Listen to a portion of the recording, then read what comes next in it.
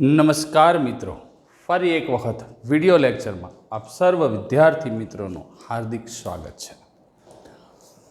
મિત્રો, તમે જાણો છો એ પ્રમાણે પ્રકરણ નંબર 4 ગાણિતિક અનુમાનનો સિદ્ધાંત ગયા લેક્ચરની અંદર આપણે એ પરિપૂર્ણ કર્યું હતું. આજે એના પછીનું એટલે કે ક્રમમાં જ આપણે પ્રકરણો લઈ રહ્યા છીએ, સંકર સંખ્યાઓ અને દ્વિઘાત સમીકરણો. તમારા માટે આ પ્રકરણ એકદમ નવું છે. તદ્દન નવી વાત આપણે આ પ્રકરણની અંદર શીખવાની છે. અને આમ જોઈએ તો અહીંયા થિયરમ બેઝ ચેપ્ટર છે. સરળ પ્રકરણ છે, પણ સાથે સાથે અગત્યનું પણ છે. અગત્યનું એટલા માટે ચોક્કસ કહીશ કે JEEમાં એકાદો ક્વેશ્ચન આમાંથી આવે છે. NCERT બોર્ડમાં તો 11થમાં આપણે પેપર દઈશું જ, પણ ગુજકેટમાં તો 12થનું નથી પૂછાતા ક્વેશ્ચન, એટલે ગુજકેટની બહુ ચિંતા નથી. પરંતુ JEEમાં એક ક્વેશ્ચન આનું ઘણી બધી વખત આપણને જોવા મળે છે. તમે લોકો 2 પેપર આપશો, એમાં એકાદા પેપરમાં તમને આનો પ્રશ્ન જોવા મળશે. 2માં મળે તો પણ કાંઈ નવાઈ નથી. 2 પેપર એટલા માટે કહું છું, એક જાન્યુઆરીમાં આપો છો અને એક એપ્રિલમાં આપો છો કે માર્ચમાં આપો છો. માર્ચ પછીના એપ્રિલમાં જ આપો છો, એટલે એમાંથી 2 પેપરો તમે દીધા હોય, 2માંથી જે જાજા માર્ક હોય એ આપણે કન્સિડર કરીએ છીએ, પણ એમાંથી એકાદા પેપરમાં તમને આની માહિતી જોવા મળશે. સૌથી પહેલાં સંકર સંખ્યાઓ વિશે જ આપણે શીખવાનું છે, પછી દ્વિઘાત સમીકરણો વિશે પછી શીખવાનું છે. શું છે સંકર સંખ્યાઓ એની જરાક માહિતી મેળવી લઈએ. કોમ્પ્લેક્સ નંબર આવું કહેવામાં આવે છે ઇંગ્લિશમાં એને.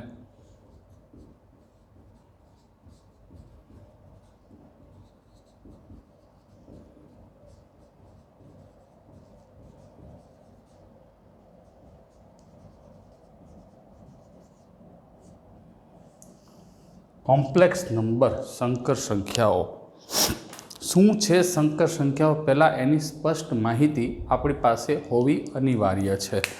અને શા માટે આ પ્રકરણ આપણે ભણવાનું છે, અને પહેલાં જો ચેપ્ટરનું નામ આપણને સ્પષ્ટ સમજાઈ ગયું હોય કે શું કામ આ ચેપ્ટરની રિક્વાયરમેન્ટ ઊભી થઈ, શું કામ આપણે આ ભણીએ છીએ, તો આપણને પહેલાં જ દિવસથી ખબર પડી જાય. બહુ ધ્યાનથી સમજશું, શાંતિથી સમજશું. કે તમે 8, 9, 10માં ભણ્યા હતા, એક ચલ, દ્વિચલ સુરેખ સમીકરણો, એક ચલમાં એનો ઉકેલ, દ્વિઘાત સમીકરણનો ઉકેલ, આ બધી વસ્તુનો તમે અભ્યાસ કરીને આવ્યા છો 10મા ધોરણમાં. શ્રીધર આચાર્યએ આપેલું દ્વિઘાત સમીકરણ, એમાં તમે બધાએ જોયું કે આવું પદ હોય x² + 1 = 0. આમ છે. એકચ્યુઅલમાં દ્વિઘાત સમીકરણ જ છે. એક્સનો સહગુણક 0 છે. એકચ્યુઅલ દ્વિઘાત સમીકરણ આપણી પાસે આવું છે, ax² + bx + c = 0. આ દ્વિઘાત સમીકરણ છે, પણ એની અત્યારે હું ચર્ચા નથી કરતો. અત્યારે આના ઉપર આવીએ છીએ. શું છે સંકર સંખ્યાઓ એ જ શબ્દ તમને સમજાવું છું. તો x² + 1 = 0 હોય તો આને વાસ્તવિક ઉકેલ નથી. વાસ્તવિક ઉકેલ એટલે r. આપણે સૌથી મોટો ગણ r ને વાસ્તવિક ઉકેલ નથી. કારણ કે તમે d = b² - 4ac પરથી જશો તો પણ તમને ખ્યાલ આવશે, અને આમ પણ ખબર પડશે કે x² બરાબર આપણને -1 મળે છે. બરાબર છે. એટલે કે જેનો વર્ગ -1 થાય, બહુ ધ્યાનથી સાંભળવાની વાત છે, જેનો વર્ગ -1 થાય તેવી કોઈ પણ વાસ્તવિક સંખ્યા આપણને મળતી નથી. એટલે કોઈ પણ સંખ્યાનો વર્ગ જે છે આરની અંદર ઋણ થતો નથી. તો આ સમીકરણનો ઉકેલ મેળવી શકીએ અને એને કોઈક એવા ગણમાં વિચાર કરી શકીએ. તો આપણે આમાં જોતા હતા દ્વિઘાત સમીકરણમાં 3 પ્રકારના સ્વરૂપ થતા હતા. d > 0 વાસ્તવિક અને ભિન્ન બીજ મળે, d = 0 સમાન બીજ મળે. તમે આવું લખતા હતા. d < 0 ત્યારે વાસ્તવિક ઉકેલ ન મળે. ત્યારે આપણને એવો પ્રશ્ન નથી થયો કે વાસ્તવિક ઉકેલ ન મળે તો શું મળે. પણ આજે એ પ્રશ્ન થશે, વાસ્તવિક ઉકેલ નથી મળતો તો શું થાય એનું. તો વાસ્તવિક ઉકેલ નથી અને એનો હવે ઉકેલ મેળવવાનો છે એ આપણને મળશે એ સંકર સંખ્યામાં. આ ચેપ્ટર શું કામ ભણવાનું છે હું તમને ક્લિયરિટી આપી દઉં છું પહેલાં જ દિવસે, કે આપણે અત્યાર સુધી જોયું હતું કે કોઈપણ સંખ્યાનો વર્ગ ઋણ થતો નથી. બીજા નંબરની અંદર આપણે એવું પણ જોયું હતું કે દ્વિઘાત સમીકરણમાં જો ડિસ્ક્રિમિનેટ એટલે કે વિવેચક ઋણ આવે તો એને વાસ્તવિક ઉકેલ નથી. તો વાસ્તવિક ઉકેલ નથી તો એને ખરેખર કયો ઉકેલ છે એ આપણો મુખ્ય ઉદ્દેશ છે આ પ્રકરણનો, સંકર સંખ્યા. તો સૌ પહેલાં સંકર સંખ્યાઓની વાત કરીએ તો હવે હું આની જ વાત કરીશ, x² બરાબર -1. એકચ્યુઅલમાં આમ x બરાબર વર્ગમૂળમાં -1 આવે. x બરાબર શું આવે? વર્ગમૂળમાં -1. તો એ તો આપણે લખવાનું. પ્રથમ આપણે વર્ગમૂળમાં -1 ને સંકેત i વડે દર્શાવીશું. આ બહુ અગત્યની લીધી. પ્રથમ આપણે વર્ગમૂળમાં જે -1 છે ને સંકેત i, આને આયોટા કહેવાય. શું કહેવાય? આયોટા. i વડે દર્શાવીશું. હવે પછી જ્યારે તમારી પાસે કોમ્પ્લેક્સ નંબર આવી ગયો છે, સંકર સંખ્યાઓ આવી ગઈ છે, વર્ગમૂળ i ને સંકેત i વડે દર્શાવવામાં આવે છે. આનો અર્થ એ થાય કે x² + 1 બરાબર 0 જે છે એનો એક ઉકેલ i થશે, કારણ કે x બરાબર વર્ગમૂળમાં -1 થાય તો બરાબર i. આવું આપણે લખી શકીએ. બરાબર છે. તો હવે અહીંયાથી અહીંયા આપણે આખી અલગ અલગ આયોટા એક પ્રકારનો કાલ્પનિક ભાગ છે. શું છે કે AB બિલોંગ્સ ટુ R હોય તેવી a + IB ને સંકર સંખ્યા તરીકે વ્યાખ્યાયિત કરવામાં આવે છે. AB બિલોંગ્સ ટુ R હોય તેવી a + IB, a + આયોટા b એમ પણ કહેવાય, ને સંકર સંખ્યા તરીકે વ્યાખ્યાયિત કરવામાં આવે છે. એટલે કે આવી કોઈ પણ સંખ્યા કે જેને સંકર સંખ્યા a અને b આમ લખ્યું છે, a + આયોટા b, આ a અને b બંને rના જ ઘટકો છે, વાસ્તવિક સંખ્યા ગણના જ ઘટકો છે. તો આવી રકમનું કોઈ પણ સ્વરૂપ હોય એને આપણે સંકર સંખ્યા તરીકે ઓળખીએ છીએ. દાખલા તરીકે તમને ઘણા બધા ઉદાહરણ મળી શકે છે. દાખલા તરીકે 2 + આયોટા 3 અથવા તો 3 આયોટા આમ પણ તમે લખી શકો છો, એ તમારા હાથની વાત છે. બરાબર છે. પછી -1 + 2 આયોટા, -3 -3 આયોટા અને 4 + 4 - 2 આયોટા વગેરે. આ ઘણા બધા સંકર સંખ્યાઓ છે જ્યાં a અને b rમાં દેખાડાય છે. અહીંયા એવું નથી કે પૂર્ણાંક જ અપૂર્ણાંક કયો i/11 આવું પણ તમે ઉદાહરણ લઈ શકો છો. બરાબર, એ તમારા હાથની વાત છે. વર્ગમૂળ સંખ્યાઓ પણ લઈ શકો છો. અહીંયા વર્ગમૂળ લેવું હોય તો પણ કંઈ ના નથી. ઘણી બધી સંખ્યા ટૂંકમાં આરમાં જે સંખ્યાઓ આવે છે એ બધીને AB બિલોંગ્સ ટુ R સ્વરૂપે લખી શકાય. સંકર સંખ્યાના ગણને C વડે દર્શાવીશું.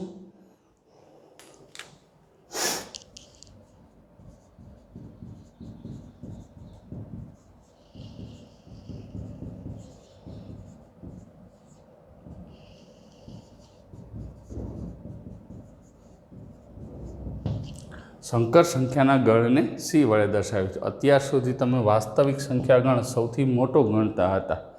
બરાબર, હવે આવી ગયો સંકર સંખ્યા. એટલે કે આમ થશે, n જે છે એ સબસેટ W જે છે એ સબસેટ Z જે સબસેટ Q અને Q જે છે એ સબસેટ R અને R જે છે આખો ગણ Cમાં. Rની એક મર્યાદા થઈ કે કોઈ પણ સંખ્યાનો વર્ગ જે છે એ ઋણ થતો નથી, જ્યારે સંકર સંખ્યામાં એ મર્યાદા નથી. એટલે R આખો AB બિલોંગ્સ ટુ એટલે કોઈ પણ સંખ્યા અંદર મળવાની જ છે.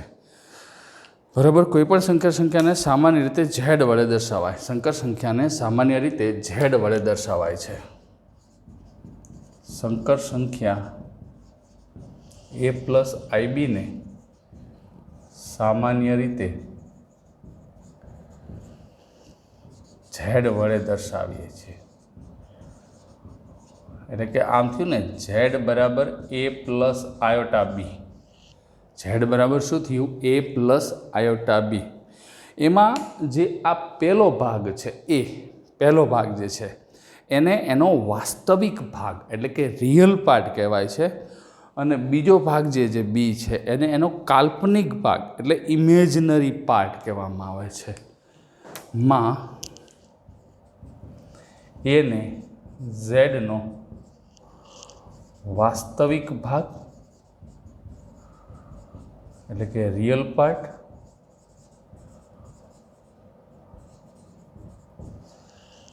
કહે છે,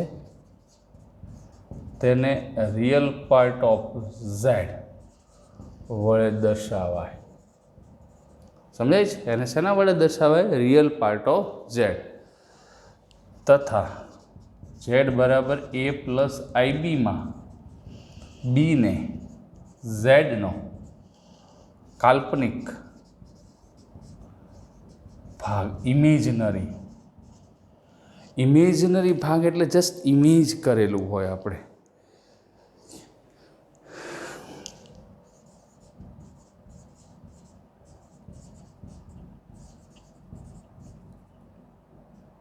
પાર્ટ ઓફ ઝેડ કહે છે, તેને ઇમેજનરી પાર્ટ ઓફ ઝેડ વડે દર્શાવાય. તો આ કોઈ પણ સંકર સંખ્યા કેવી રીતે દર્શાવવી એની આપણી પાસે સ્પષ્ટ માહિતી આવી ગઈ. ટૂંકમાં એમાં કોઈ પણ બે સંખ્યા દર્શાવી હોય, આમ તમે જુઓ તો આ વાસ્તવિક ભાગ છે અને કાલ્પનિક ભાગ છે. માની લો કે 2 લઉં તો આ બે પણ સંકર સંખ્યા જ છે. શું કામ?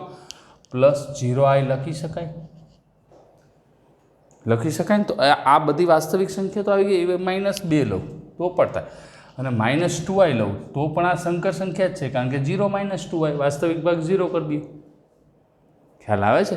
એટલે આ બધી જે સંખ્યાઓ છે એ સંકર સંખ્યાઓ જ છે. ખ્યાલ આવે છે? દાખલા તરીકે ઝેડ બરાબર 3 + 2 આયોટામાં રિયલ પાર્ટ વાસ્તવિક ભાગ રિયલ પાર્ટ ઓફ ઝેડ = 3 અને ઇમેજનરી પાર્ટ ઓફ ઝેડ = કેટલા છે? 2. આ વાસ્તવિક ભાગ છે, આ છે કાલ્પનિક ભાગ છે. Ready? Real part of Z 3 છે અને ઇમેજનરી પાર્ટ ઓફ ઝેડ 2 છે. બરાબર છે? કોઈ પણ બે સંકર સંખ્યાઓ તમને આપી હોય, જો બે સંકર સંખ્યાઓ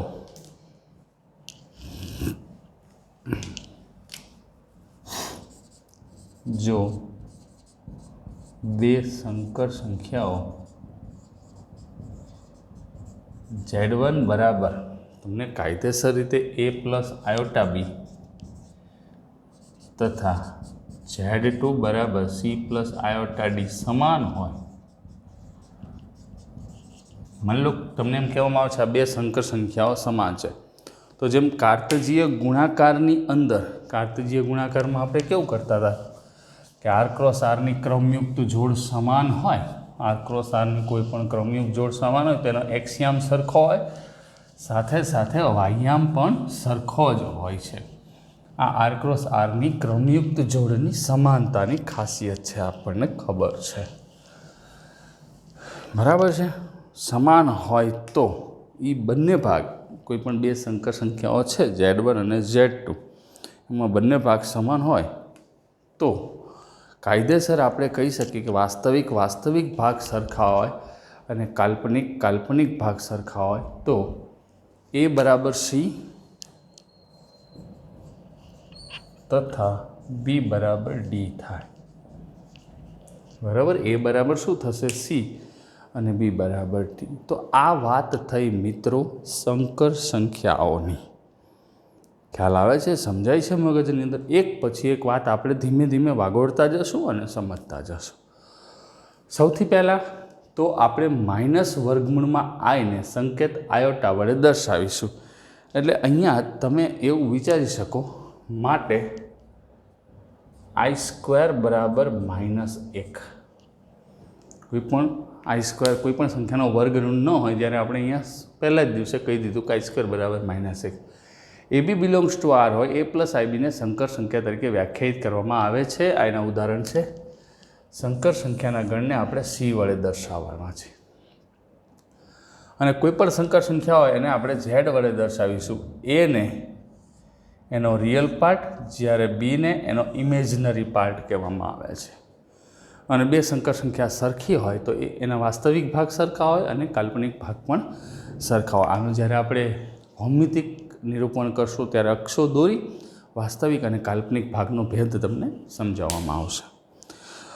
હવે વાત કરીએ સંકર સંખ્યા. નવો જ સાવ ગણ છે તો જેમ પ્રાકૃતિક સંખ્યા ગણમાં સરવાળો થતો હતો, બાદબાકી થતો હતો, ગુણાકાર થતો હતો, કેવી રીતે પ્રાકૃતિક સંખ્યા ગણમાં બાદબાકી કરવી હોય તો પહેલો ઘટક મોટો લેવો પડે તો જ એ સવૃત્તાના નિયમોનું પાલન કરે. એમ સંકર સંખ્યાઓનું બીજગણિત શું છે એ વાત આપણે સમજીએ.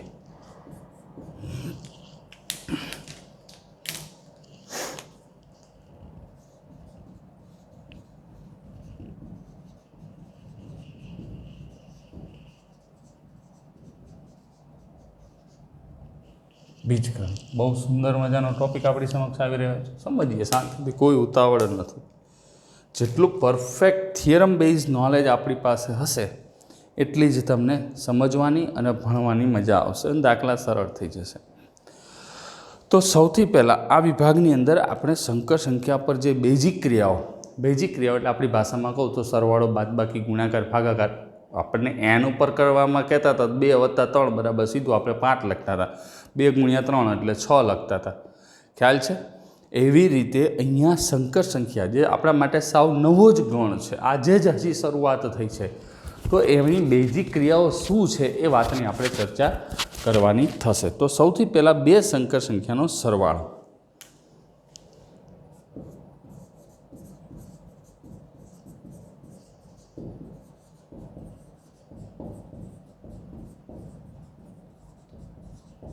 કોઈ પણ બે સંકર સંખ્યા આપી હોય અને એનો મારે સરવાળો કરવો હોય તો કઈ રીતે કરી શકાય એ વાત આપણે આજે સમજવાની છે. માની લો કે કોઈ પણ બે સંકર સંખ્યા જે આપણે અહીંયા સિલેક્ટ કરી એવી જ કોઈ પણ બે સંકર સંખ્યા લઈ લઉં. ધારો કે Z1 બરાબર A પ્લસ આયોટા B તથા Z2 બરાબર C પ્લસ આયોટા D એ બે સંકર સંખ્યાઓ છે.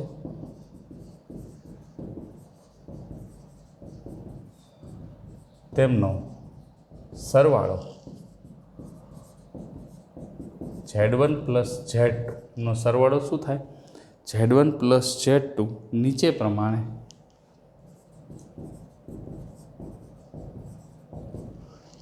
વ્યાખ્યાયિત થાય. એટલે કોઈ પણ બે સંકર સંખ્યાનો સરવાળો તો કરવાનો આવશે જ.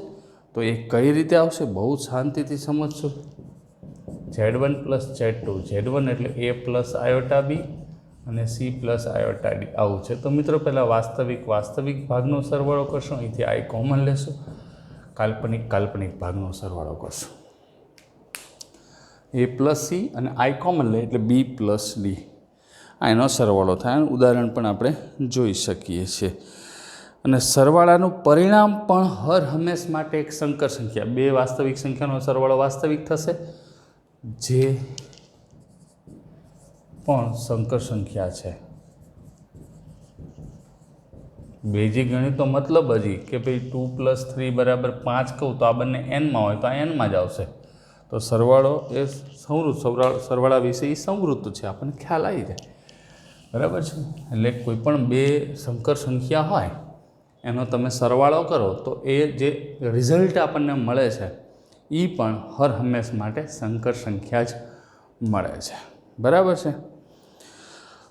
ઉદાહરણ તમને આપતો નથી કારણ કે બહુ સરળ વસ્તુ છે એટલે સરળતાથી આપણે કહી શકાય. સવૃત્તા, બે સંકર સંખ્યાનો સરવાળો સંકર સંખ્યા થશે. આ પહેલો સવૃત્તાનો નિયમ. બીજગણિત, બે સંકર સંખ્યાનો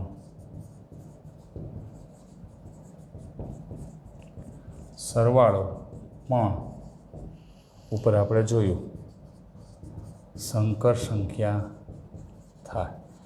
કોઈપણ બે સંકર સંખ્યા લઈ લ્યો, એનો સરવાળો હર હંમેશ માટે સંકર સંખ્યા જ થશે. એટલે Z1 સંકર સંખ્યા હોય, Z2 સંકર સંખ્યા હોય તો બેનો સરવાળો Z1 વત્તા Z2નું જે રિઝલ્ટ આપણને મળશે એ પણ હર હંમેશ માટે સંકર સંખ્યા જ થશે. ક્રમનો નિયમ.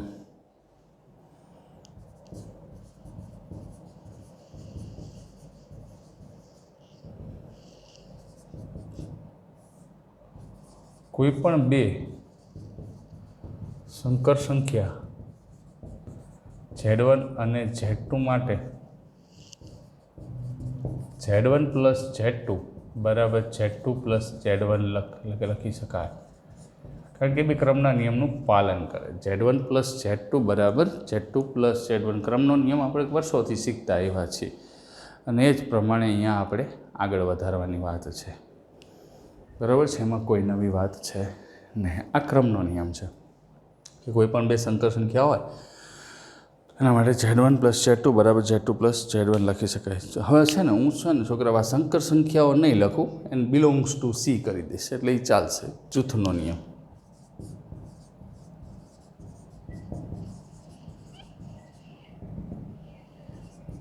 કોઈ પણ Z1 belongs to C, Z2 belongs to C તથા Z3 બિલોંગ્સ ટુ C માટે, એટલે કોઈ પણ ત્રણ સંકર સંખ્યાઓ Z1 અને Z2, Z1, Z2 અને Z3 માટે તમે આમ લખી શકો Z1 પ્લસ Z2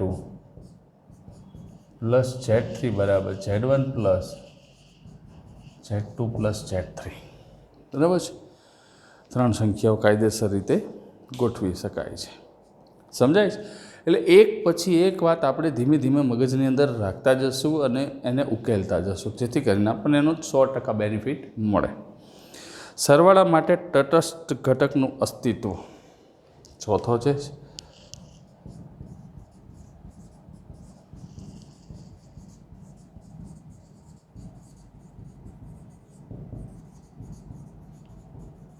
અસ્તિત્વ.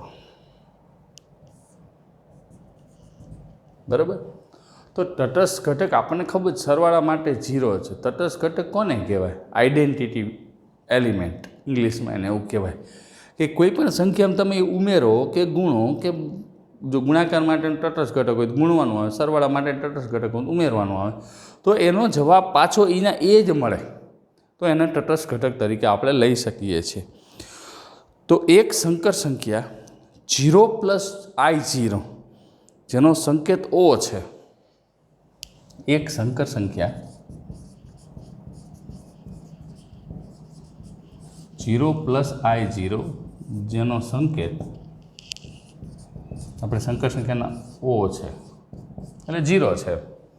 એક સંકર સંખ્યા O નહીં પણ 0 છે. 0 પ્લસ I0 એવી મળે કે જેથી પ્રત્યેક સંકર સંખ્યા Z માટે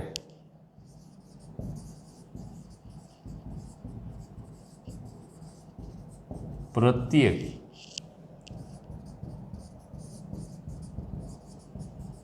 સંકર સંખ્યા Z માટે Z પ્લસ આ 0 સંકર સંખ્યા 0 લખું અને 0 બિલોંગ્સ ટુ C કહું એટલે તમારા મગજમાં 0 પ્લસ I0 આ વાત આવવી જોઈએ. 0 બિલોંગ્સ ટુ C કહું એટલે તમારા મગજમાં શું આવવું જોઈએ? 0 પ્લસ I0 આ વાત મગજની અંદર આવી જવી જોઈએ. તો Z પ્લસ 0 બરાબર Z આ સંકર સંખ્યા 0 ને સરવાળા માટેનું તટસ્થ ઘટક અથવા તો 0 સંકર સંખ્યા કહેવાય થાય.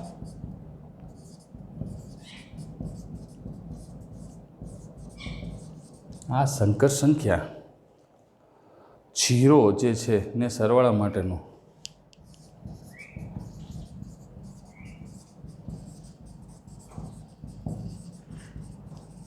તટસ્થ ઘટક કહે છે. બરાબર, 0 ને સરવાળા માટેનો તટસ્થ ઘટક કહે છે અથવા 0 સંકર સંખ્યા કહે છે.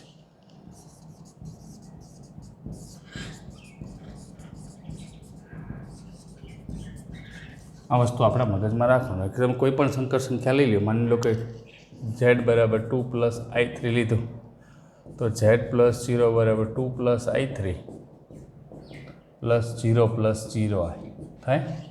આ 0 ઉમેરી દો તો 2 પ્લસ 0 વાસ્તવિક ભાગનો સરવાળો થશે અને કાલ્પનિક ભાગનો સરવાળો થશે. 2 પ્લસ 0 એટલે 2 અને આ I3, તો આ પાછું Z આવી ગયું. થાય। તો આને એનો તટસ્થ ઘટક તરીકે આપણે ઓળખીએ છીએ, સમજીએ છીએ અને લખી પણ શકીએ છીએ। Ready friends? હવે એના પછીની વાત કરીએ, સરવાળા માટેના વ્યસ્ત ઘટકનું અસ્તિત્વ। પાંચમો નિયમ છે સરવાળા માટેના વ્યસ્ત ઘટકનું અસ્તિત્વ। તો વ્યસ્ત ઘટક જે આપણે પહેલાં ભણતા હતા એ જ વ્યસ્ત ઘટક છે, બીજો કશો નથી। બરાબર? માની લો કે ગુણાકાર માટે વ્યસ્ત ઘટક લેવો હોય તો મને ને તમને બધાને ખબર 3 હોય તો એનો વ્યસ્ત ઘટક શું થાય? 1/3। કારણ કે ગુણાકારનો તટસ્થ ઘટક શું થાય છે? 1 થાય છે। હવે આના બરાબર જે રિઝલ્ટ આવે ને એ તટસ્થ ઘટક થઈ જવો જોઈએ। બરાબર? તટસ્થ ઘટક જ મળવો જોઈએ। તો અહીંયા તટસ્થ ઘટક તરીકે આપણે 0 છે, તો કોઈ પણ સંકર સંખ્યા માટે આપણને બીજી કોઈ એક સંકર સંખ્યા એવી મળવી જોઈએ મિત્રો કે જેથી કરીને હું આનો સરવાળો કરું તો મને કાયદેસર રીતે એ સંકર સંખ્યાનો જવાબ 0 મળવો જોઈએ। દરેક સંકર સંખ્યા z માટે z બિલોંગ્સ એટલે કે a + ib belongs to c માટે એક સંકર સંખ્યા, દરેક સંકર સંખ્યા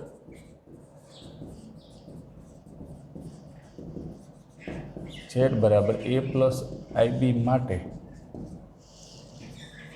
એક સંકર સંખ્યા -a - ib, કારણ કે બંને આરની જ છે, -ib જેને -z વડે દર્શાવાય, બરાબર છે। -a - ib ને સરવાળા માટેનો વ્યસ્ત ઘટક અથવા તો ઝેડનો વિરોધી ઘટક ને સરવાળા માટેનો વ્યસ્ત ઘટક અથવા ઝેડનો વિરોધી ઘટક કહે છે, એનો વિરોધી ઘટક કહેવાય। એટલે ટૂંકમાં બેનો સરવાળો કરો, અહીંયા તમે આમ લખો ટૂંકમાં z + -z બરાબર 0 જ મળે। એ નીકળી જશે અને આઈ કોમન લો એટલે બી નીકળી જશે। સરવાળા માટેનો તટસ્થ ઘટક આપણને મળી જાય। તો મિત્રો આજે ટોપિક હતો 2 સંકર સંખ્યાઓનો સરવાળો। આની વાત મેં તમને કરી દીધી, મારે તમને બધું જ શીખવાડવાનું છે। સંકર સંખ્યાનો સરવાળો, બાદબાકી, ગુણાકાર, ભાગાકાર, આ બધી જ વાત એક પછી એક આપણે સમજવાની છે। સૌથી પહેલાં સંકર સંખ્યાઓનો બીજગણિત અને એમાં આપણે ટોપિક લીધો 2 સંકર સંખ્યાનો સરવાળો। બરાબર છે? હવે આપણે 2 સંકર સંખ્યાઓનો તફાવત એટલે કે બાદબાકી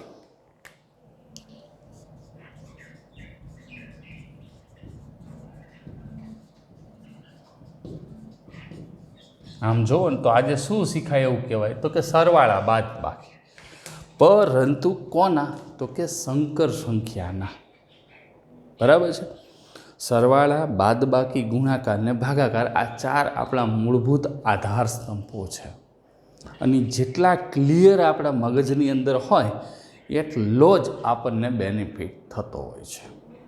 ખ્યાલ આવે છે? તો બાદબાકી કેવી રીતે કરવી? સરવાળામાં તો હવે ક્લિયર થઈ ગયું, ઓલું શું થાય સાવ નવું હોય ને એટલે આપણને આઈડિયા ના આવે।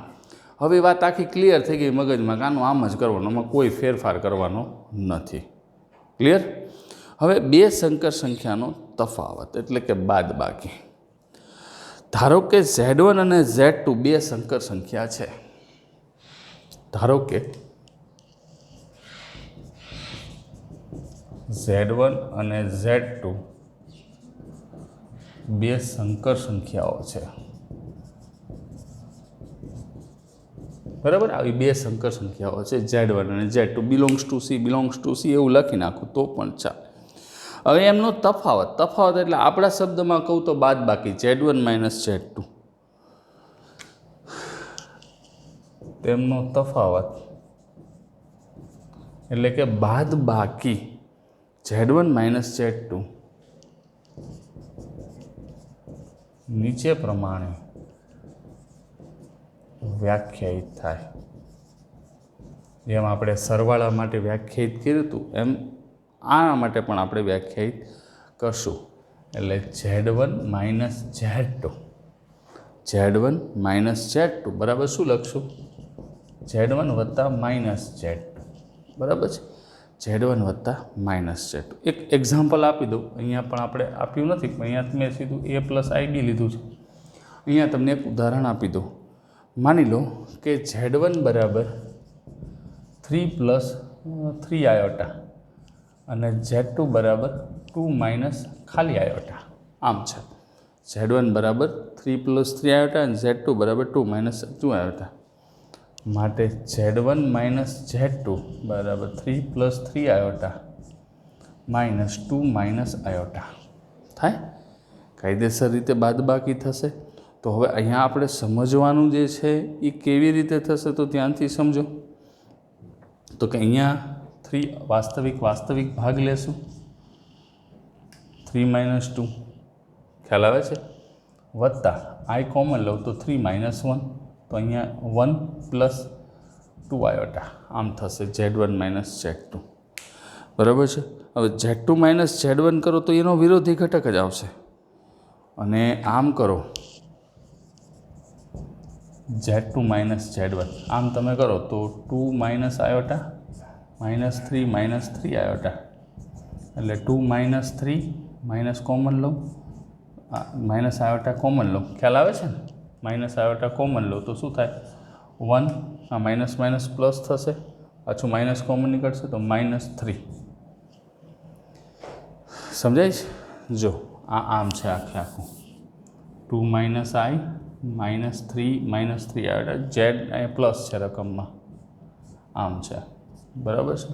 તો જો આ Z1 માઇનસ Z2 કર્યું. હવે Z2 માઇનસ Z2 કરું 2 minus આયોટા minus 3 આયોટા ready.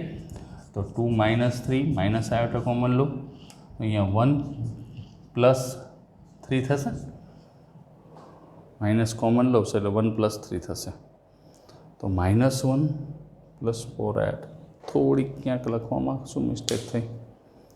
2 minus આયોટા minus 3 plus 3 આયોટા. અચ્છા Z2 માઇનસ Z1 કરીએ છીએ આપણે એટલે Z2 બરાબર આપણે શું લીધું છે? 2 માઇનસ આયોટા લીધું છે અને આ 3 પ્લસ 3 આયોટા લીધું છે. 2 માઇનસ 3 એટલે માઇનસ 1 થશે.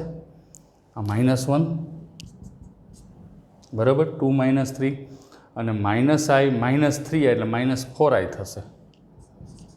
એમાં કંઈ આપણને ચિંતાનું કારણ નથી. અને અહીંયા આપણે પ્લસ કોમન લીધું છે ને આયોટા 3 માઇનસ 1 થોડીક મિસ્ટેક હોય એવું લાગે છે. 3 પ્લસ 3 આયોટા માઇનસ 2 માઇનસ આયોટા 3 માઇનસ 2 એટલે 1 અને 3 પ્લસ આયોટા કોમન પ્લસ 3 અને માઇનસ પ્લસ 1. જો આને તમે આમ લખી શકો 3 પ્લસ 3 આયોટા માઇનસ 2 પ્લસ આયોટા રેડી. તો 1 પ્લસ શું થશે? 4 આયોટા. અહીંયા મિસ્ટેક હતી રેડી. આ કમ્પ્લીટ થઈ ગયું. માઇનસ પ્લસ કરવાનું રહી ગયું તે તો ચિંતા નહીં કરવાની, સમજીને કરવાનું. તો આવી રીતે કોઈ પણ બે સંકર સંખ્યાની બાદબાકી એટલે કે તફાવત ધ્યાન રાખવાનું મિત્રો. એક માઇનસ લખવાનું ભૂલી જાય એટલે આપણને તકલીફ પડે. મેં 2 વખત માઇનસ ગુણી નાખ્યા હતા. તો આ Z1 માઇનસ Z2 અને Z2 માઇનસ Z1 એટલે સંકર સંખ્યાનું કાયદેસર રીતે આપણે તફાવત એટલે કે બાદબાકી લઈ શકીએ છીએ. હવે પહેલાં આનો સ્ક્રીનશોટ લઈ લ્યો.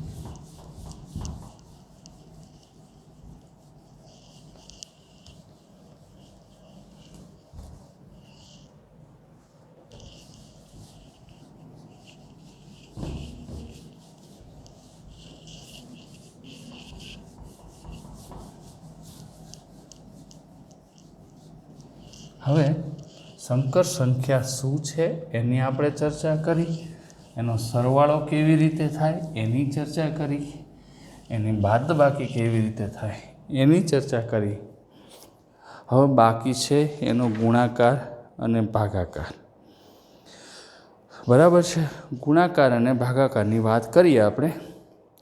સૌથી પહેલાં બે સંકર સંખ્યાનો ગુણાકાર. મિત્રો ટોપિક મોટો છે ને સમય ખાસો એવો નીકળી ગયો છે, તો એક કામ કરીએ, આજે આટલું જ રાખીએ. નેક્સ્ટ વિડીયોમાં ગુણાકાર અને ભાગાકાર સમજીશું. ઓકે, તો આજે આટલું જ રાખીએ. આજે ખાસ પાકું કરજો, 2 વાર લખજો. બરાબર છે. નેક્સ્ટ વિડીયોમાં મળીએ. ત્યાં સુધી stay home, stay safe, stay with mathematics. Have a nice day friend.